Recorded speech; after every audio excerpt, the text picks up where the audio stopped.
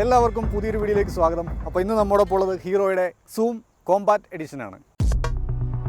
അപ്പോൾ നമുക്ക് ആദ്യം തന്നെ ഇതിൻ്റെ ഡിസൈൻ്റെ കാര്യങ്ങൾ സംസാരിക്കാം.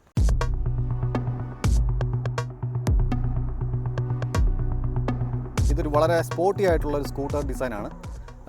ഹീറോയിൽ നിന്ന് നമ്മൾ ഇതുവരെ കാണാത്ത തരത്തിലുള്ള ഒരു ഗുഡ് ലുക്കിംഗ് എയറോഡൈനാമിക് ആയിട്ടുള്ള ഒരു ഡിസൈനാണ്. ഓവറോൾ ലുക്ക് ആൻഡ് ഫീൽ അടിപൊളിയായിട്ടുണ്ട്. വളരെ അഗ്രസീവായിട്ടുള്ളൊരു ഹെഡ്ലൈറ്റ് യൂണിറ്റ് വരുന്നുണ്ട്. LED യൂണിറ്റ്സാണ്.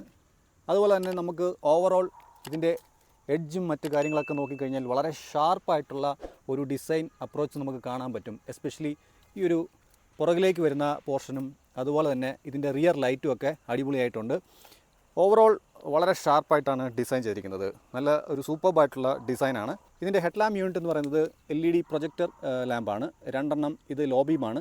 2 സൈഡിലാണ് ഹൈ ബീം വരുന്നത്. പിന്നെ ഇവിടെ ഒരു DRLും വരുന്നുണ്ട്. നല്ല സ്റ്റൈലിഷ് ആയിട്ടാണ് അത് ഡിസൈൻ ചെയ്തിരിക്കുന്നത്.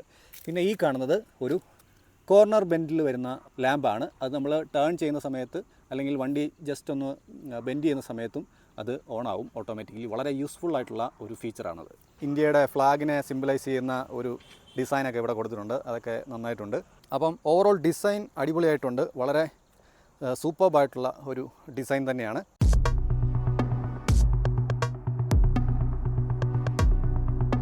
ഇനി നമുക്ക് ഇതിൻ്റെ പെർഫോമൻസിൻ്റെ കാര്യങ്ങൾ പറയാം.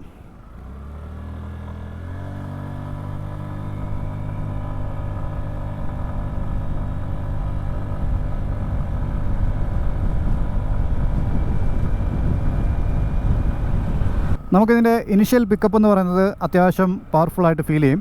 ഡീസൻ്റ് ആയിട്ടുള്ള ഒരു പവർ നൽകാനായിട്ട് ഈ വണ്ടിക്ക് സാധിക്കുന്നുണ്ട്. ഇനിഷ്യൽ RPMസിൻ്റെ ഒരു സ്മൂത്ത്നെസ് നോക്കുകയാണെന്നുണ്ടെങ്കിൽ ഒരു മിഡ് റേഞ്ചിന് മേലോട്ട് അല്ലെങ്കിൽ ടോപ്പ് എൻഡ് അടുത്ത് വരുന്ന ആ ഒരു ഏരിയയിൽ വരുന്ന അല്ലെങ്കിൽ RPMസിൽ വരുന്നതിൻ്റെ അത്രയും സ്മൂത്ത് അല്ല. പക്ഷേ ഒരു 40+ പോകുന്ന സമയത്ത് എൻജിൻ വളരെ സ്മൂത്തായിട്ട് ബിഹേവ് ചെയ്യുന്നുണ്ട്. പെർഫോമൻസിൻ്റെ കാര്യം പറയുമ്പോൾ നമുക്ക് എൻജിൻ്റെ ഒരു കപ്പാസിറ്റി 110 cc ആണ്. അതുപോലെ 8 bhp പവറും 8.7 Nm ടോർക്കും വരുന്നുണ്ട്. 7250 RPMലാണ് bhp സെറ്റ് ചെയ്തിരിക്കുന്നത്. അതുപോലെ തന്നെ 5250 RPMലാണ് മാക്സ് ടോർക്ക് ലഭിക്കുന്നത്. വണ്ടി ഓവറോൾ സാറ്റിസ്ഫൈഡ് ആണ് ഞാൻ ഈ ഒരു ഇതിൻ്റെ പെർഫോമൻസിൽ. നമുക്ക് ഒരു സിറ്റി റൈഡ് ആണ് മെയിനായിട്ട് ഇത് ഫോക്കസ് ചെയ്യുന്നത്. അതുകൊണ്ട് തന്നെ നമുക്ക് ഡീസൻ്റ് ആയിട്ടുള്ളൊരു പവർ ഫിഗർ നമുക്ക് ഇതിനകത്ത് നിന്ന് എക്സ്പെക്റ്റ് ചെയ്യാം. പിന്നെ ചില വീഡിയോസിലൊക്കെ ഞാനിതിൻ്റെ എൻജിൻ നോയ്സ് കുറച്ച് കഴിയുമ്പോൾ ചേഞ്ച് ആവുന്ന പോലെ പറയുന്നുണ്ട്. പക്ഷേ ഞാനിതിപ്പോൾ ഓടിച്ചിട്ട് എനിക്കതിന് അങ്ങനെ തോന്നിയിട്ടില്ല. അതുകൊണ്ട് എനിക്കതിനെപ്പറ്റി കമൻറ്റ് ചെയ്യാൻ പറ്റില്ല. നിങ്ങൾ ഓണേഴ്സ് ആയിട്ടുള്ളവരുണ്ടെന്നുണ്ടെങ്കിൽ കമൻറ്റ് ചെയ്താൽ നന്നായിരിക്കും. വളരെ ക്വിക്കായിട്ട് ആക്സലറേഷൻ ചെയ്യുന്നുണ്ട്. 0 to 60 എന്ന് പറയുന്നത് നമുക്ക് 9 സെക്കൻഡ്സിൽ റീച്ച് ചെയ്യുന്നുണ്ട്. അപ്പം അത്യാവശ്യം സിറ്റിക്ക് വേണ്ടിയ പവറുള്ള ഒരു സ്കൂട്ടറാണ്. നല്ലൊരു സ്പോർട്ടി സ്കൂട്ടറാണ്.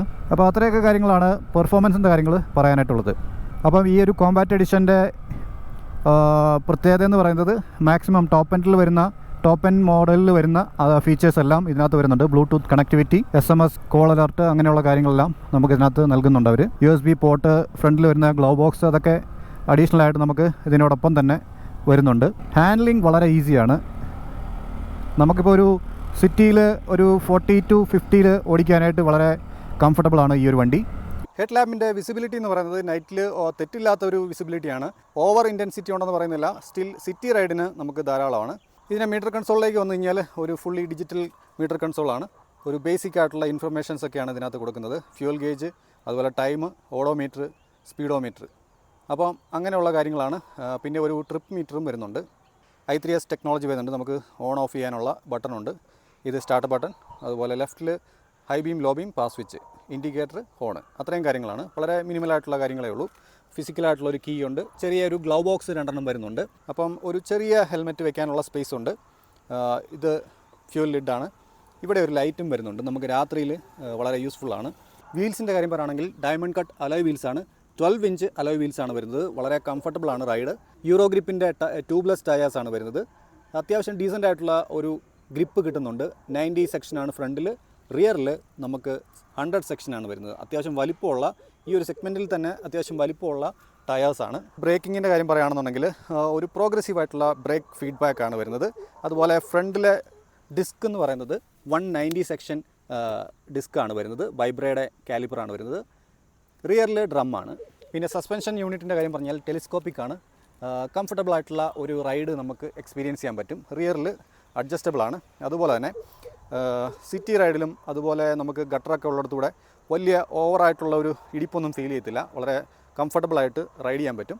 എർഗണോമിക്സിൻ്റെ കാര്യം പറഞ്ഞു കഴിഞ്ഞാൽ വളരെ റിലാക്സ്ഡ് ആയിട്ടുള്ള ഒരു ഹാൻഡിൽ ബാർ പൊസിഷനാണ്. ഒരുപാട് ഹൈറ്റിലല്ല, കുറച്ച് താന്നാണ് ഹാൻഡിൽ ബാർ ഇരിക്കുന്നത്. അതുപോലെ എൻ്റെ ഒരു ഹൈറ്റ് എന്ന് പറയുന്നത് 5.9 ആണ്. എൻ്റെ കാല് വളരെ സ്പേഷ്യസ് ആയിട്ട് തന്നെയാണ് ഇവിടെ ഇരിക്കുന്നത്. ഒരു തട്ടുന്ന പ്രശ്നമൊന്നും വരുന്നില്ല. നിലത്ത് കാല് വളരെ ഈസി ആയിട്ട് എത്തുന്നുണ്ട്. 770 mm ആണ് ഇതിൻ്റെ സീറ്റ് ഹൈറ്റ് വരുന്നത്. അതുകൊണ്ട് തന്നെ ഹൈറ്റ് കുറഞ്ഞ ആൾക്കാർക്ക് വളരെ ഈസി ആയിട്ട് ഈ വണ്ടിയിൽ ഇരിക്കാൻ പറ്റും. ഒരുപാട് ഹൈറ്റ് ഉള്ളവർക്ക് ഞാൻ സജസ്റ്റ് ചെയ്യുന്നില്ല, കാരണം അവർക്ക് അത്രത്തോളം കംഫർട്ടബിൾ ആയിരിക്കില്ല ഇത്. പിന്നെ നമുക്കിപ്പോൾ ഫുട് ബോർഡിൻ്റെ കാര്യം പറഞ്ഞാൽ ഫ്ലാറ്റാണ്. ഫുട് ബോർഡിൻ്റെ വിഡ്ത്ത് ഒരല്പം ചെറുതാണ്. കാല് വെക്കുന്നതിനൊന്നും പ്രശ്നമില്ല. നമുക്കിപ്പം എന്തെങ്കിലും ഒരു വാട്ടർ ക്യാൻ അല്ലെങ്കിൽ അങ്ങനെയുള്ള എന്തെങ്കിലും കുറച്ച് സാധനങ്ങൾ അവിടെ വെച്ച് കൊണ്ടുപോകുമ്പം ഒരിത്തിരി ബുദ്ധിമുട്ടുണ്ട്. കുറച്ചുകൂടെ സ്പേഷ്യസ് ആയിട്ടുള്ള ഒരു ഫുട് ബോർഡ് കൊടുക്കാമെന്ന് തോന്നി. നമുക്ക് അത്യാവശ്യം വൈഡ് ആയിട്ടുള്ളതും ലോങ് ആയിട്ടുള്ളതും അതുപോലെ തന്നെ വളരെ പ്ലഷി ആയിട്ടുള്ള ഒരു സീറ്റാണ്, ഒരു പ്രീമിയം സീറ്റാണ്. റിയറിലേക്ക് വരും തോറും നാരോ ആയിട്ടാണ് വരുന്നത്, എങ്കിലും കംഫർട്ടബിളായിട്ട് പില്ലിന് ട്രാവൽ ചെയ്യാൻ പറ്റും. പിന്നെ ഇതിനകത്ത് ഇൻ്റഗ്രേറ്റഡ് ആണ് ഈ ഒരു ഗ്രാബ് റെയിൽ എന്ന് പറയുന്നത്. അത് ഡിസൈൻ്റെ ഭാഗമായിട്ട് അവർ വൃത്തികേടില്ലാതെ ഇരിക്കാനായിട്ട് വേണ്ടി ചെയ്തതാണ്. അല്പം കൂടെ ഇവിടെ പൊങ്ങിയിരുന്നെങ്കിൽ കുറച്ചുകൂടെ പില്ലിന് കംഫർട്ട് അല്ല ഒരു സപ്പോർട്ട്, ഒരു സേഫ്റ്റിയുടെ സൈഡ് നോക്കുമ്പം ബെറ്റർ ആകുമായിരുന്നു എന്നെനിക്കൊരു സജഷനുണ്ട്. ഓവറോൾ നല്ലൊരു കംഫർട്ടബിൾ ആയിട്ടുള്ള റൈഡ് ഓഫർ ചെയ്യുന്നുണ്ട്. പിന്നെ ഗ്രൗണ്ട് ക്ലിയറൻസിൻ്റെ കാര്യം പറയുകയാണെന്നുണ്ടെങ്കിൽ 155 mm വരുന്നുണ്ട് ഗ്രൗണ്ട് ക്ലിയറൻസ്. നല്ല ഡീസൻ്റ് ആയിട്ടുള്ള ഗ്രൗണ്ട് ക്ലിയറൻസ് ഉണ്ട്. വലിയ ഹമ്പിൽ കയറിയിട്ടും അങ്ങനെ തട്ടുന്ന ഒരു ഇഷ്യൂ വന്നിട്ടില്ല. ഫ്യൂൽ ടാങ്ക് കപ്പാസിറ്റി എന്ന് പറയുന്നത് 5.2 ലിറ്ററാണ് വരുന്നത്. മൈലേജ് നമുക്ക് ഏകദേശം ഒരു 45 to 50 അടുത്ത് റേഞ്ചിലുള്ള മൈലേജ് നമുക്ക് പ്രതീക്ഷിക്കാം. പിന്നെ നമുക്ക് കിക്ക് സ്റ്റാർട്ട് വരുന്നുണ്ട്. അപ്പം നമുക്ക് സെൻറ്റർ സ്റ്റാൻഡ് ഉയർത്തി വെച്ചതിന് ശേഷം മാത്രമേ ഉള്ളൂ കിക്ക് സ്റ്റാർട്ട് ചെയ്യാൻ പറ്റുള്ളൂ. പിന്നെ ഇവിടെ ഒരു ടയർ ഹഗ്ഗർ വരുന്നുണ്ട്. അത് വളരെ യൂസ്ഫുള്ളാണ്. ഈ ഒരു ഭാഗത്താണ് USB പോർട്ട് വരുന്നത്. അത് കുറച്ചൊരു ഒക്വേർഡായിട്ടാണ് ഡിസൈൻ ചെയ്തിരിക്കുന്നത്. നമുക്ക് മേലെ ആയിരുന്നെങ്കിൽ കുറച്ചുകൂടെ കൺവീനിയൻ്റ് ആയിരുന്നു. പിന്നെ നമുക്ക് ഇവിടെ ഒരു ഹോൾഡർ വരുന്നുണ്ട്. ചെറിയ ക്യാരി ബാഗൊക്കെ ഹോൾഡ് ചെയ്യാൻ പറ്റും. പിന്നെ ഈ ഒരു വണ്ടിയുടെ ഹാൻഡ്ലിങ്ങിൻ്റെ കാര്യം പറയുകയാണെങ്കിൽ വളരെ ലൈറ്റ് വെയിറ്റ് ആണ്. 109 kg മാത്രമേ വരുന്നുള്ളൂ വെയിറ്റ്. അതുകൊണ്ട് തന്നെ നമുക്ക് ഹാൻഡിൽ ചെയ്യാൻ വളരെ ഈസിയാണ്. ഫ്ലിക്ക് ചെയ്ത് ഓടിക്കാൻ വളരെ കംഫർട്ടബിളാണ്. കാരണം വളരെ ചെറിയ കോമ്പാക്റ്റ് ആയിട്ടുള്ളൊരു വണ്ടിയാണിത്. അതുകൊണ്ട് തന്നെ ഈസി ആയിട്ട് ട്രാഫിക്കിലൂടെ മാനേവർ ചെയ്ത് പോകാൻ പറ്റും. യൂ ടേൺ ഒക്കെ എടുക്കാൻ വളരെ ഈസിയാണ്. അത് വലിയൊരു കാര്യമാണ്. ഹാൻഡ്ലിങ് വളരെ മികച്ചതായിട്ട് എനിക്ക് തോന്നി. വണ്ടി നല്ല സൂപ്പർബായിട്ട് ഹാൻഡിൽ ചെയ്യാൻ പറ്റുന്നുണ്ട്. പിന്നെ ഈ വരുന്ന i3s ടെക്നോളജി എന്താണെന്ന് ചോദിച്ചു കഴിഞ്ഞാൽ, നമ്മളിത് ഓൺ ചെയ്തിട്ട് ഓടിക്കുകയാണെന്നുണ്ടെങ്കിൽ ട്രാഫിക്കിൽ നമുക്ക് കൂടുതൽ ടൈം വണ്ടി സ്റ്റാർട്ട് ചെയ്തിടേണ്ടി വരുന്ന സാഹചര്യത്തിൽ നമുക്കിത് ഓൺ ചെയ്തിടുന്ന സമയം ഓട്ടോമാറ്റിക്കലി വണ്ടി ഓഫാകും. പക്ഷേ നമുക്ക് വീണ്ടും വന്ന് സ്റ്റാർട്ട് ചെയ്യേണ്ട ആവശ്യം വരുന്നില്ല. ട്രാഫിക്കിൽ ജസ്റ്റ് ബ്രേക്ക് ചെയ്തിട്ട് ലൈറ്റായിട്ടൊന്ന് ത്രോട്ടിൽ കൊടുത്തു കഴിഞ്ഞാൽ വണ്ടി ഓട്ടോമാറ്റിക്കലി ഓണാകും. അതായത് ഇതിനകത്തെ ബാറ്ററിയിൽ നിന്നും എടുക്കുന്ന ഒരു കറണ്ട് വെച്ചിട്ടാണ് അത് വർക്ക് ചെയ്യുന്നത്. നമുക്ക് കുറച്ചുകൂടെ മൈലേജ് കൂടുതൽ കിട്ടും. പിന്നെ ഞാനത് പൊതുവേ യൂസ് ചെയ്യാറില്ല. കാരണം എന്താണെന്ന് വെച്ച് കഴിഞ്ഞാൽ, നമ്മളത് കൂടുതലായിട്ട് യൂസ് ചെയ്യുമ്പം ബാറ്ററി ഡൗൺ ആകാനുള്ള സാധ്യതയുണ്ട്. അതുകൊണ്ട് ഞാൻ മൈലേജ് ഓവറായിട്ട് കൺസിഡർ ചെയ്യുന്നില്ലാത്തത് കൊണ്ട് ഞാനത് ഓഫ് ചെയ്തിട്ട് തന്നെയാണ് ഓടിക്കുന്നത്. അപ്പോൾ ട്രാഫിക്കിൽ നിൽക്കുന്ന സമയത്ത് വണ്ടി ഓണായി തന്നെയായിരിക്കും നിൽക്കുക. ഇതിൻ്റെ വാറണ്ടിയുടെ കാര്യം പറയുകയാണെന്നുണ്ടെങ്കിൽ 5 years അല്ലെങ്കിൽ 50,000 കിലോമീറ്ററാണ് വാറണ്ടി പറയുന്നത്. അത് മികച്ചൊരു വാറണ്ടി തന്നെയാണ്. പിന്നെ ഇതിൻ്റെ പ്രൈസിങ്ങിൻ്റെ കാര്യം പറയുകയാണെന്നുണ്ടെങ്കിൽ നമുക്ക് 4 വേരിയൻസ് അവൈലബിൾ ആണ്. ഇത് കോമ്പാറ്റ് എഡിഷനാണ്. ഇതിൻ്റെ ഒരു പ്രൈസ് ഏകദേശം ഓൺ റോഡ് പ്രൈസ് വരുന്നത് ഒരു 1,10,000 to 1,15,000 അടുത്തായിരിക്കും വരുന്നത്. കൃത്യമായിട്ട് അറിയാവുന്ന ആരെങ്കിലും ഉണ്ടെങ്കിൽ തീർച്ചയായിട്ടും കമൻറ്റ് ചെയ്യാൻ മറക്കണ്ട. പിന്നെ പ്രത്യേകിച്ച് ഇതിൻ്റെ ഓണേഴ്സായിട്ടുള്ള ആൾക്കാർ ഉണ്ടെന്നുണ്ടെങ്കിൽ, ഈ വീഡിയോ കാണുന്നുണ്ടെങ്കിൽ തീർച്ചയായിട്ടും നിങ്ങളുടെ ഒരു അഭിപ്രായം വളരെ ജെന്യൂനായിട്ട് പറഞ്ഞാൽ മറ്റുള്ളവർക്ക് അത് യൂസ്ഫുൾ ആയിരിക്കും. പോരായ്മകളും നല്ല വശങ്ങളും നിങ്ങളിത് ഓടിച്ചിട്ട് എങ്ങനെയുണ്ട് മൈലേജ് മറ്റു കാര്യങ്ങളൊക്കെ ഇതിനകത്ത് ഒന്ന് പറഞ്ഞ് കമൻറ്റ് ചെയ്യുകയാണെന്നുണ്ടെങ്കിൽ മറ്റുള്ളവർക്ക് അത് വളരെ യൂസ്ഫുൾ ആയിരിക്കും. സർവീസ് ഇൻ്റർവെൽസ് എന്ന് പറയുന്നത് ആദ്യത്തെ 2 മാസം അല്ലെങ്കിൽ ഫസ്റ്റ് സർവീസ് എന്ന് പറയുന്നത് ആദ്യത്തെ 500 കിലോമീറ്ററിലാണ്. പിന്നീട് എല്ലാ 3000 കിലോമീറ്റർ കൂടുമ്പോഴാണ് സർവീസ് ഇൻ്റർവെൽസ് എന്ന് പറയുന്നത്. നമുക്ക് സർവീസ് കോസ്റ്റ് ഓയിൽ ചേഞ്ച് ഉൾപ്പെടെ ഫസ്റ്റ് സർവീസിൽ ഏകദേശം 450 മുതൽ 500 രൂപ റേഞ്ചിലായിരിക്കും. വലിയ സർവീസ് കോസ്റ്റ് ഇതിന് വരുന്നില്ല. അപ്പം അത്രയൊക്കെ കാര്യങ്ങളാണ് സർവീസിൻ്റെ കാര്യം പറയാനായിട്ടുള്ളത്. ഇതിൻ്റെ ഒരു ഫൈനൽ വെർഡിക്റ്റ് ഞാൻ പറയാം. ഈ വണ്ടിയുടെ പ്ലസ് പോയിൻറ്റ്സും അതുപോലെ ഇമ്പ്രൂവ്മെൻറ്റ്സും എന്തൊക്കെയാണെന്ന് ചോദിച്ചു കഴിഞ്ഞാൽ, പ്ലസ് പോയിൻറ്റ്സ് എന്ന് പറയുന്നത് ഡിസൈൻ തന്നെയാണ്. കിഡു ലുക്കാണ്. ഓവറോൾ ഡിസൈൻ അടിപൊളിയായിട്ടുണ്ട്. കോമ്പാക്റ്റ് ആയിട്ടുള്ള ഒരു വളരെ കുട്ടിയായിട്ടുള്ളൊരു വണ്ടിയാണ്. അതുകൊണ്ട് തന്നെ ഈസി ആയിട്ട് നമുക്ക് ഹാൻഡ്ലിങ് ചെയ്യാൻ പറ്റും. ട്രാഫിക്കിൽ കൊണ്ടു നടക്കാൻ വളരെ കംഫർട്ടബിളാണ്. പിന്നെ നല്ല കംഫർട്ടബിളായിട്ടുള്ള ഒരു റൈഡ് ഓഫർ ചെയ്യുന്നുണ്ട്. നല്ല പ്രീമിയം സീറ്റ് കുഷ്യനാണ്. സസ്പെൻഷനും സോഫ്റ്റർ സൈഡിലാണ്. അതുകൊണ്ട് തന്നെ അത്രത്തോളം ഗട്ടറൊന്നും അറിയുന്നില്ല. അതൊക്കെ ഇതിൻ്റെ ഒരു പ്ലസ് പോയിൻറ്റ്സ് ആണ്. ബിഗിനേഴ്സ് ആയിട്ടുള്ളവർക്കും ഹാൻഡിൽ ചെയ്യാൻ ഈസിയാണ്. അതായത് ഗേൾസിനാണെങ്കിലും ഇപ്പോൾ കോളേജിൽ പോയി വരുന്ന ആൾക്കാർക്കും യൂത്തിനെയൊക്കെ എയിം ചെയ്തിട്ടാണ് ഇത് കൂടുതലായിട്ട് ഫോക്കസ് ചെയ്തിട്ട് ഡിസൈൻ അങ്ങനെ കൊടുത്തിരിക്കുന്നത്.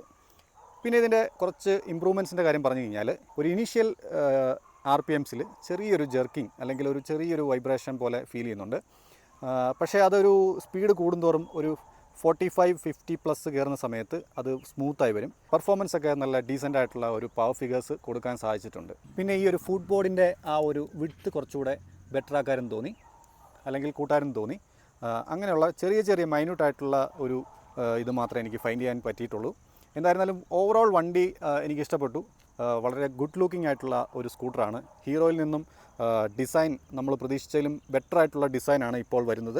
ബിഗിനേഴ്സിന് വേണ്ടിയിട്ടും അതുപോലെ തന്നെ കോളേജിലൊക്കെ പോയി വരാനും ഓഫീസ് ടു ഹോം ഈസി ആയിട്ട് ഹാൻഡിൽ ചെയ്യാൻ പറ്റുന്ന, അതുപോലെ തന്നെ ലേഡീസിനും പൊക്കം കുറഞ്ഞ ആൾക്കാർക്കും ഒരു മീഡിയം ഹൈറ്റ് ഉള്ളവർക്കും ഒക്കെ കംഫർട്ടബിൾ ആകുന്ന തരത്തിലുള്ള ഒരു സ്കൂട്ടറാണ്. അപ്പോൾ ഈ വീഡിയോ വൈൻഡപ്പ് ചെയ്യുന്നതിന് മുമ്പായിട്ട് നമുക്കൊരു ചെറിയ കാര്യം പറയാനായിട്ടുണ്ട്. ഒരു 20% ആൾക്കാർ മാത്രമാണ് നമ്മളെ ഫോളോ ചെയ്ത് നമ്മുടെ വീഡിയോ കാണുന്നത്. നിങ്ങൾ ഫോളോ ചെയ്തില്ലെങ്കിൽ കൂടി ഒരു ലൈക്ക് തരാൻ മറക്കരുത്. അപ്പം നിങ്ങളുടെ സപ്പോർട്ട് തീർച്ചയായിട്ടും ഉണ്ടാവണം. വീഡിയോ യൂസ്ഫുൾ ആയെന്ന് വിചാരിക്കുന്നു. യൂസ്ഫുൾ ആയെങ്കിൽ കട്ട സപ്പോർട്ട് പ്രതീക്ഷിക്കുന്നു. ഞെക്കിപ്പൊട്ടിക്കാനുള്ള എല്ലാ ബട്ടൺസും വീഡിയോയുടെ താഴെ അവിടെ ആയിട്ടുണ്ട്. അത് നിങ്ങളുടെ ലിങ്ക് ഇതേപോലെ ചെയ്തേക്കുക. അപ്പോൾ അടുത്തൊരു കിടു വീഡിയോയുമായി വരുന്നത് വരെ ടേക്ക് കെയർ, ബൈ.